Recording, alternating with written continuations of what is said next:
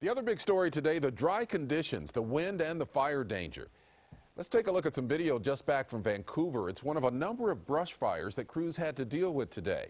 The fire spread across a field, burned a barn, and put homes in danger before it was put out. As you can tell, the environment, it's very dry right now. We're in what are called red flag conditions, which are critical humidity and fuel moisture levels that make a very dangerous environment.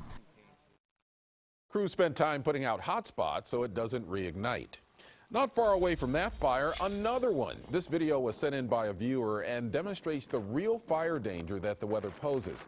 It's the yard of a home at Mill Plain and 139th in Vancouver. You can see the grass and a couple of trees caught fire in the stiff breeze, and that wind is blowing sparks that can easily spark other brush fires. Brian Miskimins is here to talk about the weather conditions, the fire conditions out there. How much longer do we expect to put up with this? About another day, Ken, before the wind finally shifts a little bit. I don't see any rain coming up. I don't want people to think that all of a sudden we're out of the fire risk. But the real thing that we've been dealing with out there is a really low humidity. In fact, let's take a look at how low that humidity is outside right now.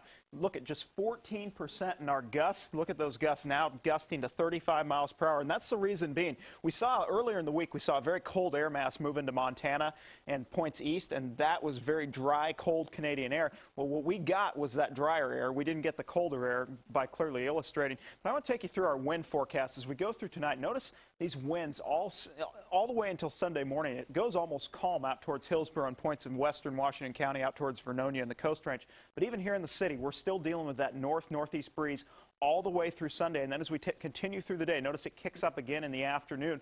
That's a sign we're about one more day before it finally settles down. And it's extremely dry air, almost desert-like out there. In fact, look at the humidity. It feels like a desert. Phoenix, you guys, your humidity at 4 o'clock on Saturday was at 16%, but Las Vegas and both Portland at 4 o'clock, our humidity was at 11%. So really incredibly dry air over us, which is not helping this fire situation.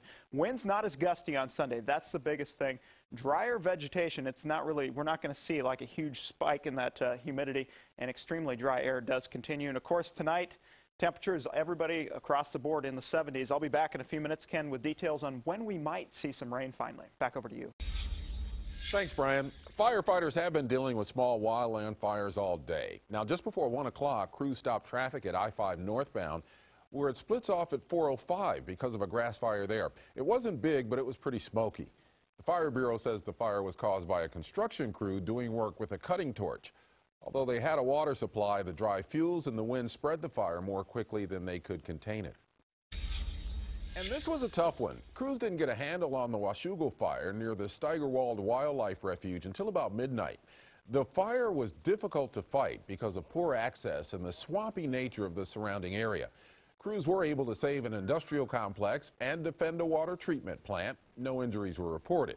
It started on the shoulder of SR-14, leading investigators to believe it was likely started by someone throwing a cigarette out of a moving car.